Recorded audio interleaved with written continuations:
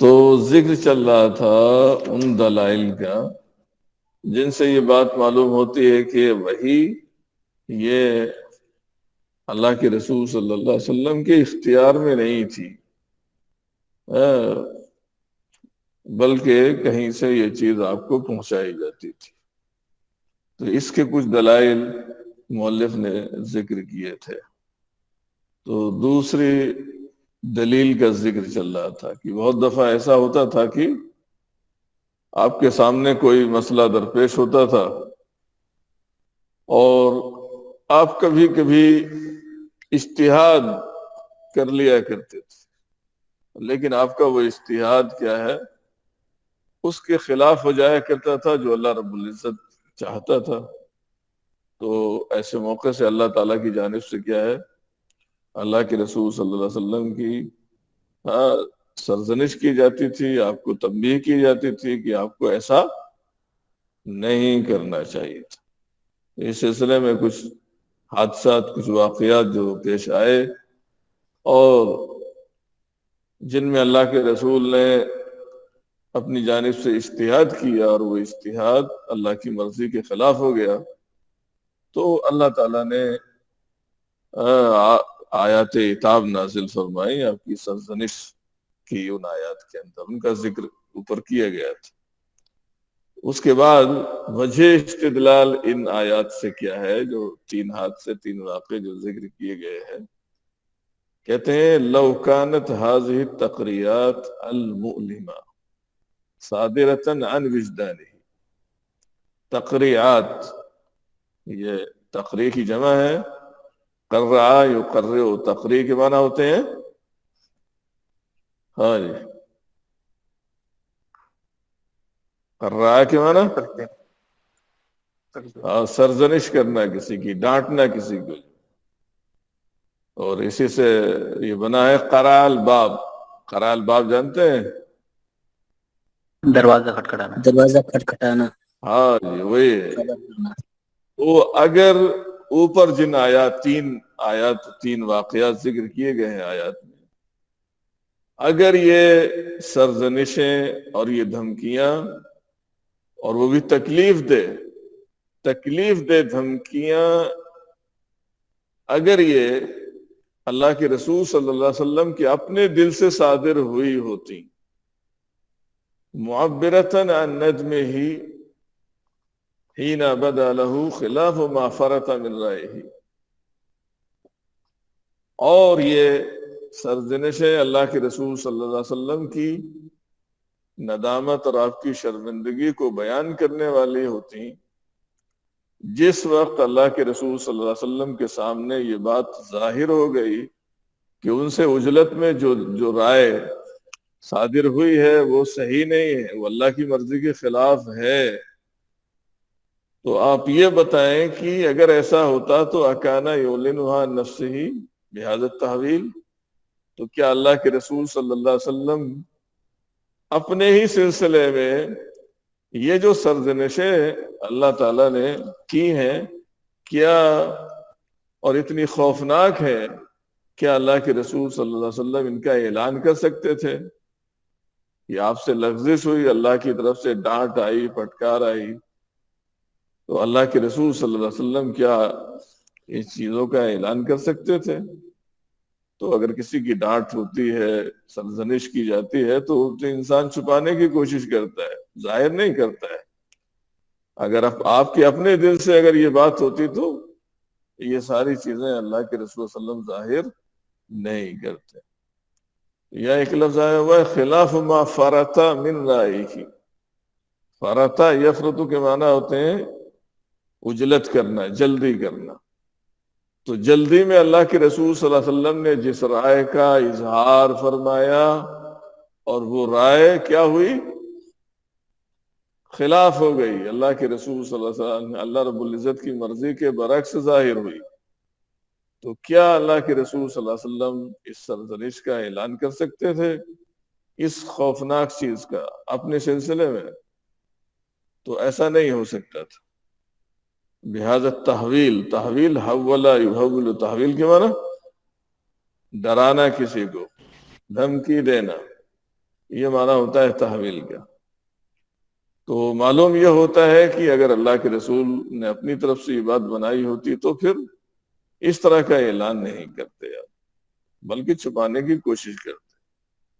علم یکن لہ فی السکوت عنہا ستر علی نفسہ، تو کیا اللہ کے رسول کا ان باتوں سے خاموش رہنا یہ آپ کی ذات کے لیے پردہ پوشی کا سبب نہیں ہوتا؟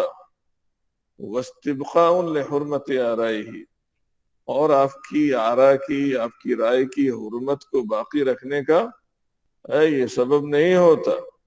لیکن اللہ کے رسول صلی اللہ علیہ وسلم نے ایسا نہیں کیا، جس سے معلوم ہوتا ہے کہ یہ وحی اللہ رب العزت کی جانب سے تھی، اللہ کے رسول کے اپنے دل سے کوئی بات بنائی ہوئی نہیں ہوتی تھی۔ اس کے بعد تیسری صورت، تیسری دلیل کہ وحی یہ اللہ کی جانب سے تھی، اللہ کے رسول کا اپنا کوئی عمل دخل اس میں نہیں تھا۔ وہ کیا ہے؟ کہتے ہیں وَلَقَدْ كَانَ يَجِيهُ الْأَمْرُ أَحْيَانًا بِالْقَوْلِ الْمُجْمَلِ، تو کبھی کبھی اللہ کے رسول کے پاس کوئی حکم آتا تھا، کیسے آتا تھا؟ بالقول المجمل، مجمل قول کی شکل، او الامر المشکل، یا پیچیدہ اور مشکل حکم کی شکل میں اللہ کی جانب سے کوئی بات اللہ کے رسول کے پاس آتی تھی، اور وہ چیز اتنی مشکل ہوتی تھی الذی لا یستبین ہوا ولا اصحابہ تعویلہ، کہ جس کی تعویل اللہ کے رسول کے صحابہ اور اللہ کے رسول خود نہیں جانتے تھے۔ لا یستبین، استبانا یستبین، استبانا الشیء کا معنی ہوتا ہے کسی چیز کو جاننا، کسی چیز کی حقیقت معلوم کرنا۔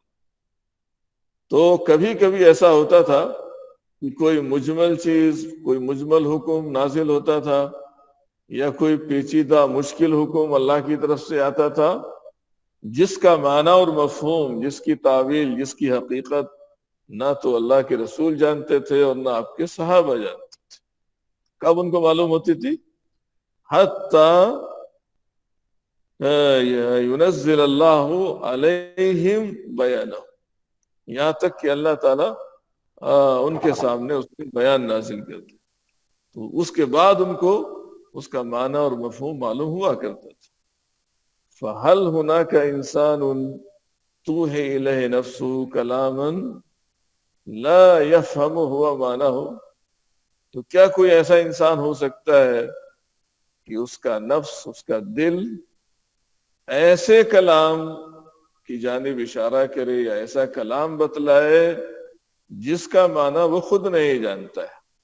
لا يفهم هو معناه وَتَأْمُرُ أَمْرًا لَا يَعْقِلُهُ حِكْمَتًا، اور کیا انسان کا نفس ایسی بات کا حکم دے سکتا ہے کہ جس کا معنی اور مفہوم اور جس کی حکمت وہ خود نہیں سمجھتا ہے؟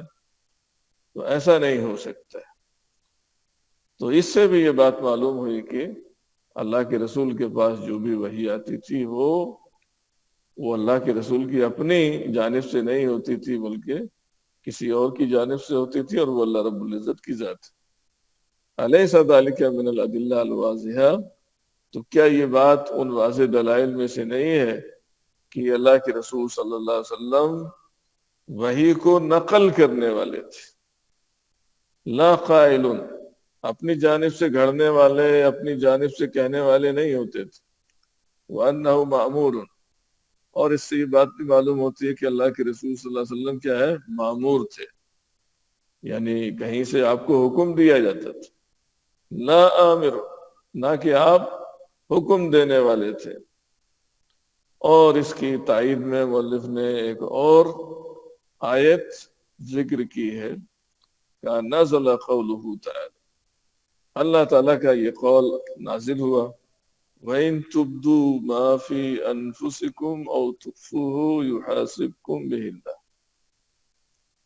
کہا کہ وہ چیز جو تمہارے دل میں ہے اسے ظاہر کرو، ابدا یبدی، ابدان کے بنا ظاہر کر، اگر تم اسے ظاہر کرتے ہو تو او تخفوہ، اور اگر تم اسے چھپاتے ہو تو، دونوں حال کیا ہے، یحاسبکم بہ اللہ، تو اللہ تعالیٰ تمہارا اس پر کیا کرے گا، مواخذہ کرے گا۔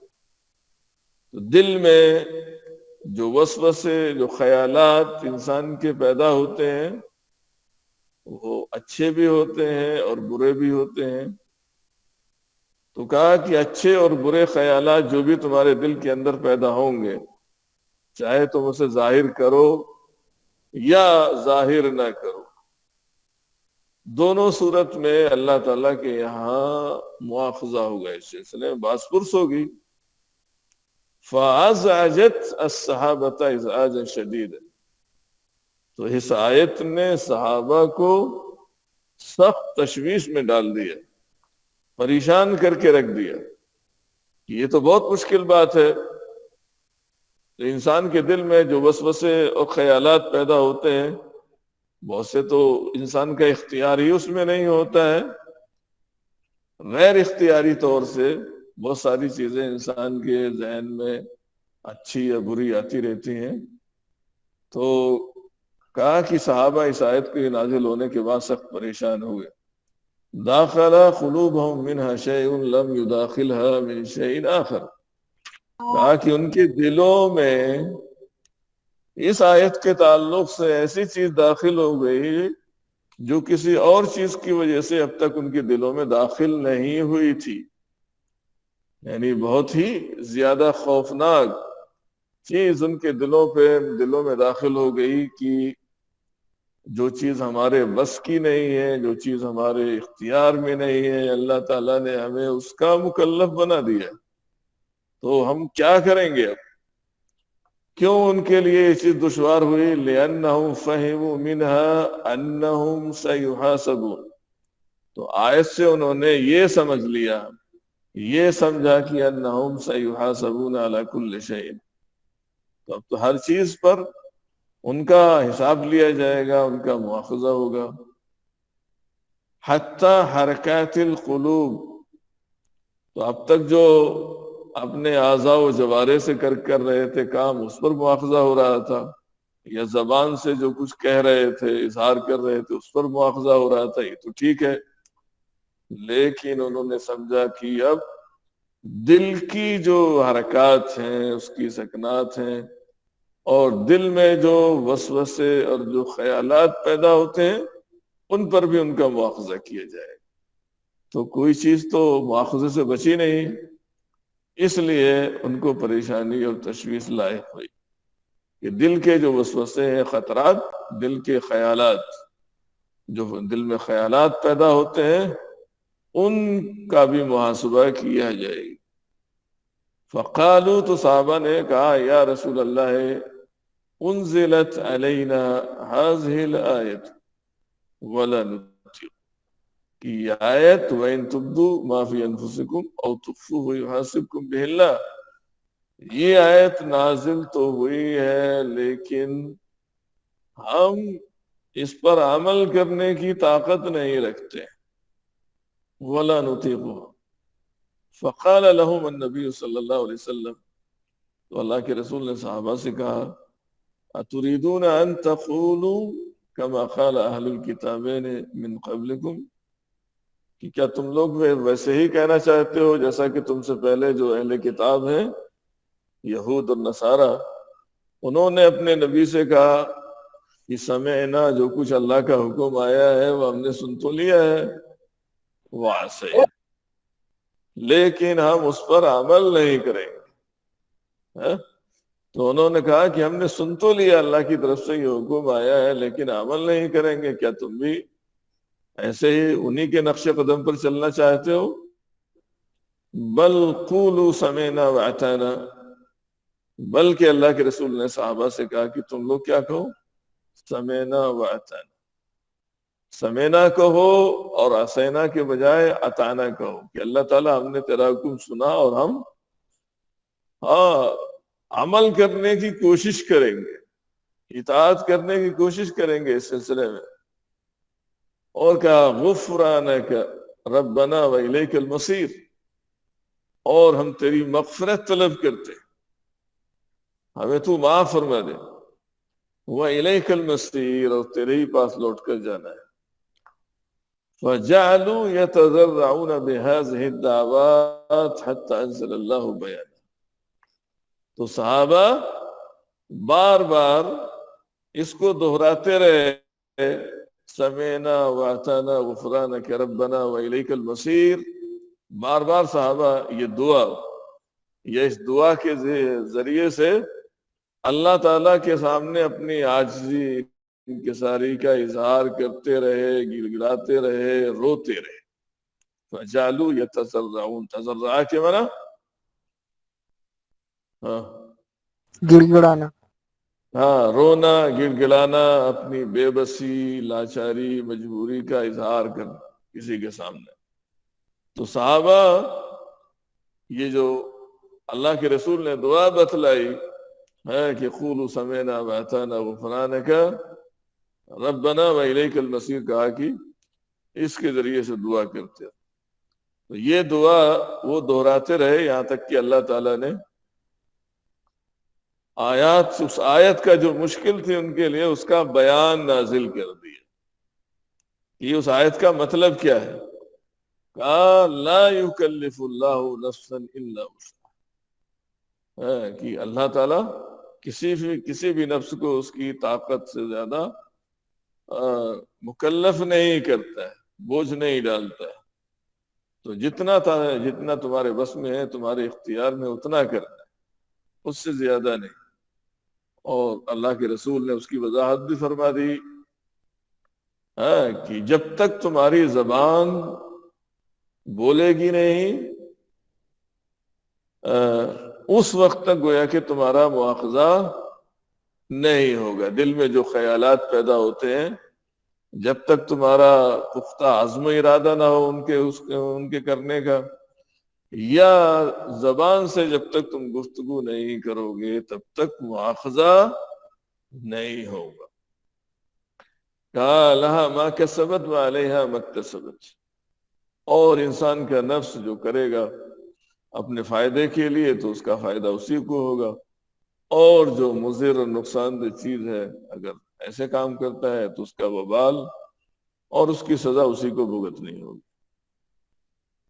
کہتے ہیں وجہ استدلال اس حادثے، اس واقعے سے یہ ہے فَلَوْ كَانَ النَّبِيُّ صلی اللہ علیہ وسلم يَعْلَمُ تَعْوِيلَهَا مِنْ أَوَّلِ الْأَمْرِ، اگر اللہ کے رسول صلی اللہ علیہ وسلم اس آیت کی تعویل، یعنی اس کا معنی، اس کا مفہوم، اس کی حقیقت اللہ کے رسول شروع ہی سے جانتے ہوتے، لَبَيَّنَ لَهُمْ خَطَأَهُمْ، تو صحابہ نے جو سمجھا وہ ان کی غلطی کو بیان کر دیتے کہ تمہارا سمجھنا یہ صحیح نہیں ہے، تم نے غلط سمجھا ہے۔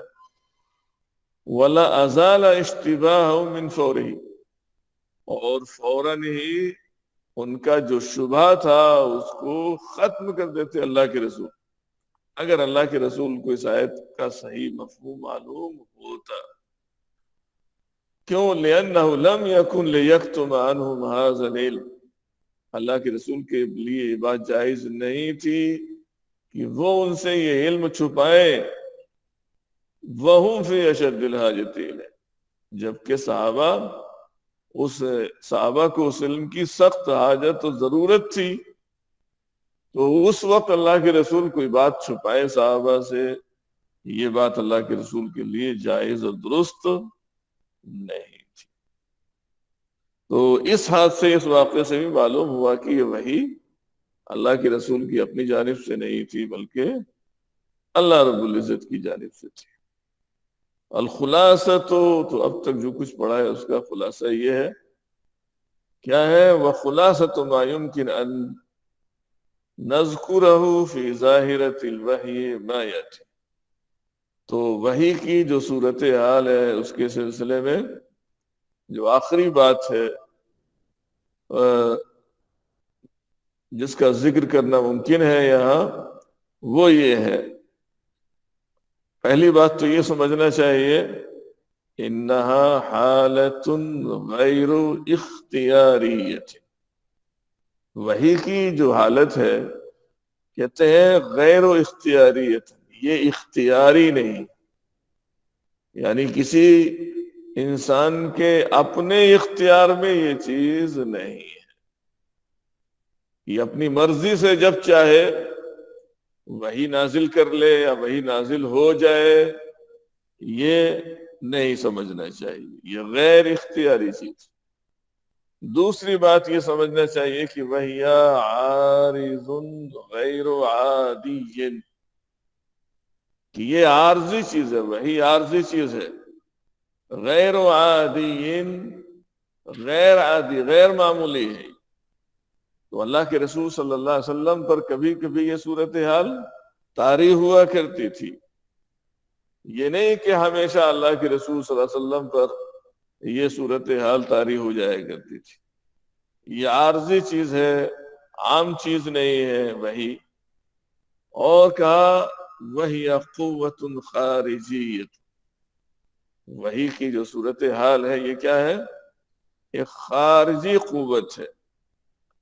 کیوں؟ لأنها لا تتصل بنفس النبی صلی اللہ علیہ وسلم الا حین بعد حین، وہ خارجی قوت اور طاقت اس لیے ہے کہ یہ وحی کی جو صورتحال تھی یہ اللہ کے رسول کی ذات سے اسی صورت میں اس کا رشتہ تعلق ہوتا تھا جو کبھی کبھی یہ صورتحال پیش آتی تھی، ہمیشہ ایسا نہیں ہوتا تھا۔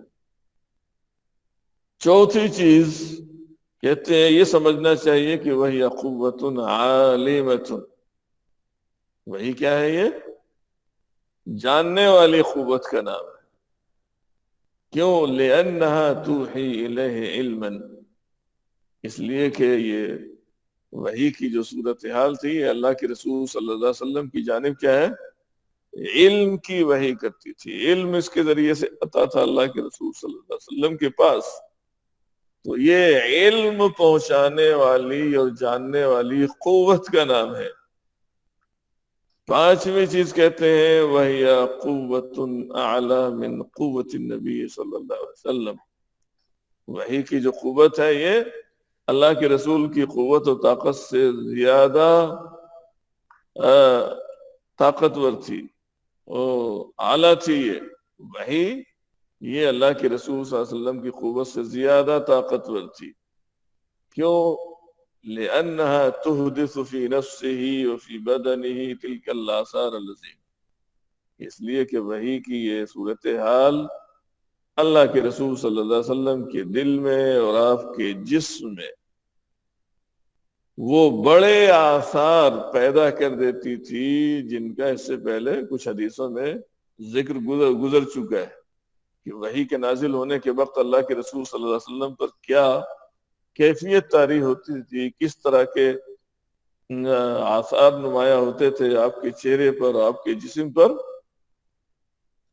تو اس سے یہ بات سمجھ میں آتی ہے کہ یہ اللہ کے رسول صلی اللہ علیہ وسلم کی قوت سے زیادہ طاقتور چیز ہوا کرتی تھی۔ السادس وہی قوت خیرۃ معصومۃ لأنها لا توحی الا بالحق ولا تأمر الا بالرشد، اور یہ سمجھنا چاہیے کہ وحی کیا ہے؟ یہ خیر والی قوت ہے، اچھی قوت و طاقت ہے، یہ معصومۃ، اور معصوم ہے، اس سے کوئی غلطی نہیں ہوتی۔ کیوں؟ لأنها لا توحی الا بالحق، اس لیے کہ یہ قوت کیا ہے؟ حق کے علاوہ اور کسی چیز کی وحی نہیں کرتی، سچی بات کے علاوہ کسی اور چیز کی وحی نہیں کرتی ہے۔ ولا تأمر الا بالرشد، اور یہ قوت و طاقت رشد و ہدایت ہی کا حکم دیا کرتی تھی۔ تو یہ تو مانا تھا کہ اللہ کے رسول صلی اللہ علیہ وسلم کی وحی پر جو لوگ اعتراض کرتے ہیں اور یہ سمجھتے ہیں کہ اللہ کے رسول خود اپنی طرف سے گھڑ کر اپنے دل سے بنا کر یہ ساری چیزیں پیش کرتے تھے، ان کی تردید آپ کیسے کریں گے؟ اس کے دلائل کیا ہیں اور ان دلائل کا خلاصہ کیا ہے؟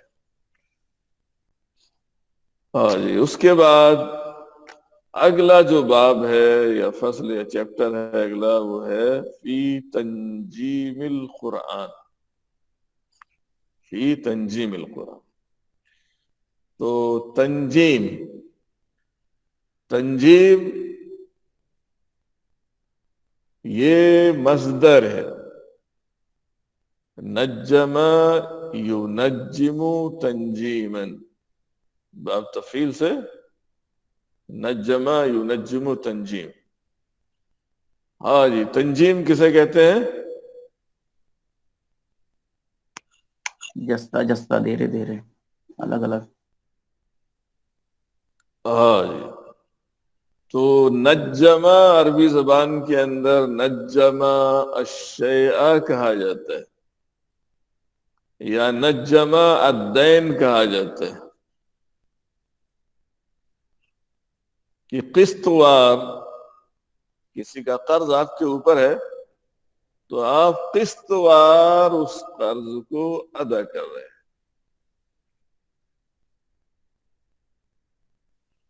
یا نجمہ الشیء کہا جاتا ہے قسطوں میں کسی چیز کو تقسیم کر دینا، قسطوں میں کسی چیز کو تقسیم کر دینا. یا قسط وار کسی چیز کو انجام دینا یا کسی کا قرض ادا کرنا، یہ سب معنی ہوتا ہے تنجیم کا، نجمہ الشیء. تو دیکھیے مؤلف نے بھی اس کا معنی بیان کیا ہے، کہتے ہیں التنجیم فی اللغت التفریق. تو لغت میں تنجیم کا معنی کیا ہے؟ التفریق، تفریق کسی چیز کو الگ کرنا. یقال نجم المال تنجیما اذا اداہ نجوما. تو نجوم نجم کی جمع ہے. تو کہا کہ عربی زبان میں ایک محاورہ استعمال ہوتا ہے نجم المال تنجیما، جب انسان مال یعنی قرض کی ادائیگی قسط وار کرے، تھوڑا تھوڑا کر کے ادا کرے، تو اس وقت یہ محاورہ استعمال کیا جاتا ہے کہ نجم فلان المال تنجیما، کہ اس نے اپنا مال یا قرض تھوڑا تھوڑا کر کے یا قسط وار یا مرحلہ وار اس نے ادا کر دیا ہے. اذا اداہ نجوما. وتنجیم القرآن، تو تنجیم القرآن کسے کہیں گے؟ اے نزولہ مفرقا علی دفعات. تو تنجیم القرآن کا مطلب کیا ہے؟ آپ سے پوچھا جا سکتا ہے کہ لغت میں تنجیم کا معنی کیا ہے اور تنجیم القرآن سے کیا مراد؟ کیا مراد ہے؟ نزولہ مفرقا علی دفعات. تو قرآن کا نازل ہونا کیسے؟ مفرقا، تھوڑا تھوڑا، جیسے ابھی کسی نے کہا کہ جستا جستا، تھوڑا تھوڑا. علی دفعات، کئی دفعہ میں، کئی مرتبہ میں. تو کئی مرتبہ، کئی دفعہ میں تھوڑا تھوڑا نازل ہونا قرآن کا، اس کو عربی زبان میں تنجیم القرآن کا نام دیا جاتا ہے. تو اس سے بات معلوم ہے کہ قرآن کیا ہے؟ یک بار کی اللہ تعالیٰ نے نازل نہیں فرمایا ہے، اور پورا قرآن ایک دفعہ میں نازل نہیں کیا ہے، بلکہ اللہ رب العزت نے قرآن کو حسب موقع، حسب ضرورت تھوڑا تھوڑا نازل فرمایا ہے. تو آخر اتنا تھوڑا تھوڑا نازل ہونے میں کتنی مدت لگی؟ پورا قرآن نازل ہونے، ہاں جی کتنی مدت لگی؟ مشہور مدت کتنی ہے؟ 23 سال. 23 سال 5 تو تھوڑا تھوڑا قرآن نازل ہونے میں حسب ضرورت حسب موقع، تو اس میں جو مدت لگی ہے وہ 23 سال لگی ہے۔ 23 سال جو دور نبوت ہے، اللہ کے رسول صلی اللہ علیہ وسلم نے نبی ہونے کے بعد جو وقت گزارا ہے، تو نبی ہونے کے بعد کتنے سال آپ مکہ میں رہے؟ 13 سال۔ ہاں 13 سال۔ ہاں جی، 13 سال مکہ میں آپ رہے نبی ہونے کے بعد، اور مدینہ میں کتنے رہے؟ 10 سال۔ تو 10 سال مدینہ میں رہے۔ اس طرح سے 13 اور 10 23 ہو۔ تو یہ ہے آپ کی نبوت کا زمانہ۔ تو 23 سال میں گویا کہ یہ مدت ہے قرآن کو تھوڑا تھوڑا سا نازل کرنے کی۔ 23 سال میں یہ پورا قرآن اللہ تعالیٰ نے نازل فرمایا ہے۔ ہاں جی، گھنٹی کا ٹائم شاید ختم ہو گیا ہے، اور کسی کو کچھ پوچھنا ہے جلدی سے پوچھ سکتے ہیں۔